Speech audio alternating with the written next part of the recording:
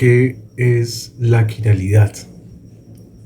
Para abordar este tema vamos a iniciar con una simple reacción. ¿Cuántos productos obtengo de esta reacción de adición nucleofílica? Inicialmente podríamos pensar que un producto, sin embargo, hay dos productos. Estos productos son enantiómeros. ¿Pero qué es un enantiómero? Un enantiómero es un conjunto de isómeros que tienen la misma composición química, la misma geometría, pero son imagen espejo no superponibles. Vamos a ver qué sucede con nuestro producto A. Nuestro producto A no es superponible, el A y el B. De hecho, para llegar del A al B debemos hacer una reflexión sobre un espejo, sobre el plano, y posteriormente rotar para obtener el B. Son productos no superponibles. La palabra quiral proviene del griego, que significa mano, y es que nuestras manos son quirales. Son un ejemplo de quiralidad donde son imagen espejo, pero a la hora de intentar superponerlas son no superponibles. Ya regresando a nuestros productos A y B, si tenemos en igual proporción A con B, tendríamos una mezcla racémica. Contrario a una mezcla racémica es un compuesto enantiopuro, que los compuestos enantiopuros son de valor debido a su resolución para ciertas aplicaciones. Pero, ¿qué hace a una molécula orgánica quiral o aquiral? Bien, es su centro asimétrico o centro quiral. Un centro quiral es un carbono con 4 sustituyentes diferentes. En particular, las flechas rojas muestran esos dos carbonos quirales. Estos centros quirales tienen todos sustituyentes distintos, mientras que la azul muestra un centro no quiral, ya que hay dos grupos metilo. Pero podemos hacernos otra pregunta. ¿Qué relación existe entre la simetría y la quiralidad?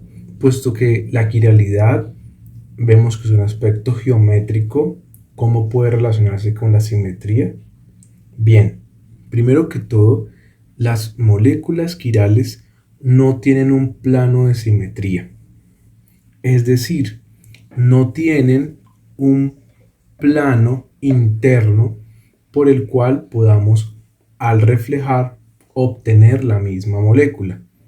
Por lo tanto, estas moléculas no son quirales.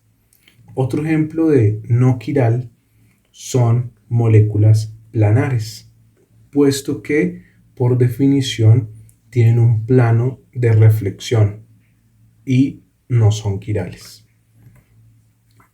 También las moléculas quirales no tienen un centro de inversión. ¿Pero qué es un centro de inversión? Un centro de inversión es un punto en el cual, al invertir o cambiar todas las posiciones de los átomos, obtenemos la misma molécula.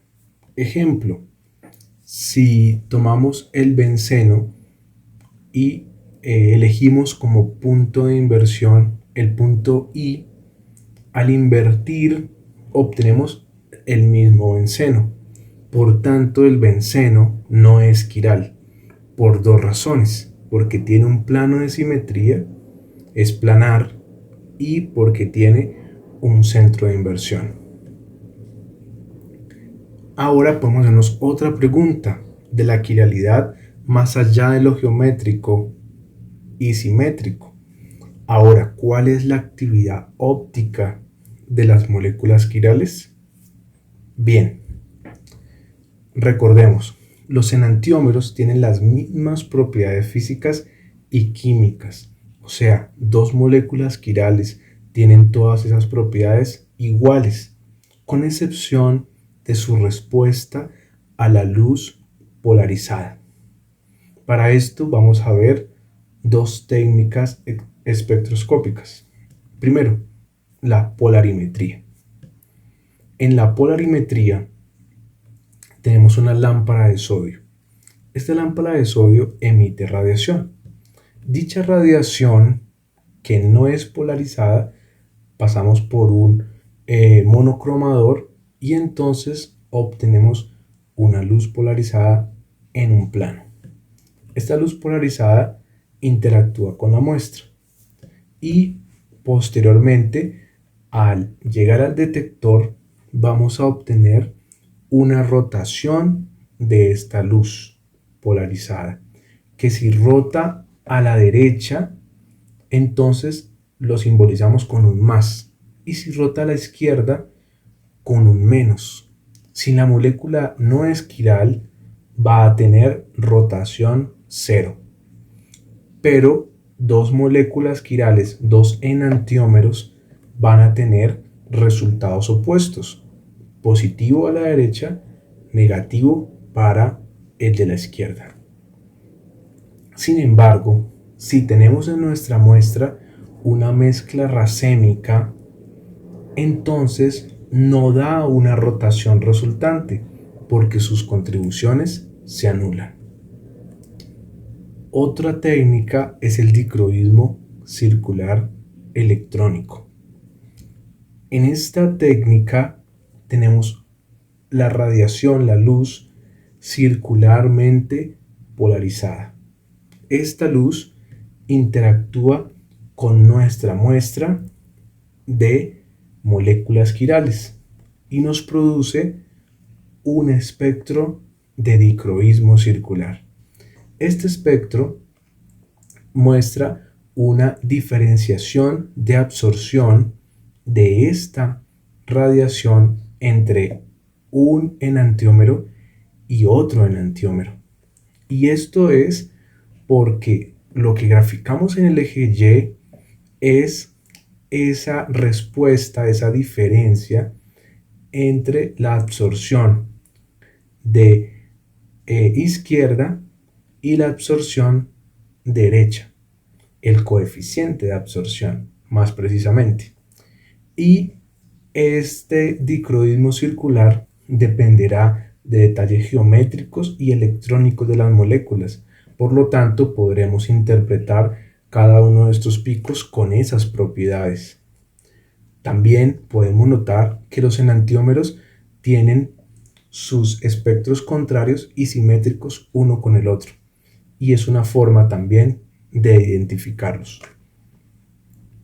Continuando, otro aspecto interesante en la quiralidad son los aminoácidos naturales, que son enantiopuros. Un ejemplo es si quisiéramos sintetizar un aminoácido en el laboratorio, entonces empleamos cloruro de amonio, ¿sí? Diferentes compuestos, digamos ana y mina, como un intermedio, y procedemos a llegar hasta un aminoácido. Sin embargo, como nuestros reactivos son aquirales, no hay una quiralidad en estos reactivos, entonces obtendríamos una mezcla racémica. Ahora, ¿por qué los aminoácidos son quirales? Bien, usualmente este carbono etiquetado como alfa es el carbono quiral, y ese carbono es adyacente al grupo carbonilo del aminoácido. Por lo tanto, este es el centro asimétrico que da su quiralidad. Ahora, la configuración de los aminoácidos según su quiralidad se clasifican como L o D, y los aminoácidos en sistemas biológicos tienen configuración L. Por lo tanto, decimos que en los organismos vivos existen aminoácidos enantiopuros. Pero, ¿para qué sirve la quiralidad? Una de las aplicaciones son en fármacos quirales.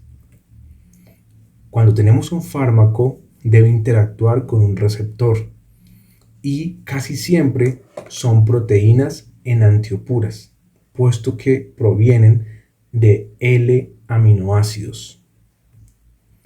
Los fármacos con diferente quiralidad podrían tener diferentes efectos. Y esta interacción receptor-fármaco es una interacción parecida a una llave cerradura. Un ejemplo es el naproxeno, donde su enantiómero R y S tienen diferente efectividad. El naproxeno S es 28 veces más efectivo que el R. Pero también tenemos otras estructuras quirales, otras diferentes a las que ya hemos estudiado. Un ejemplo son compuestos quirales que carecen de centros asimétricos. Un ejemplo son los alenos quirales. Los alenos quirales no tienen un centro asimétrico, sin embargo, presentan imagen espejo entre sí y no son superponibles. Otro ejemplo son los atropisómeros, donde estos atropisómeros forman debido al impedimento estérico, tienen una restricción rotacional. Estas restricciones rotacionales son mostradas en negrita y estas restricciones le dan la quiralidad a los atropisómeros. También podemos ver quiralidad en la nanoescala y en ensambles supramoleculares. En ensambles de este tipo, con nanopartículas, o también una quiralidad inducida por ligandos. También en estructuras secundarias de proteínas y finalmente pueden haber superestructuras quirales.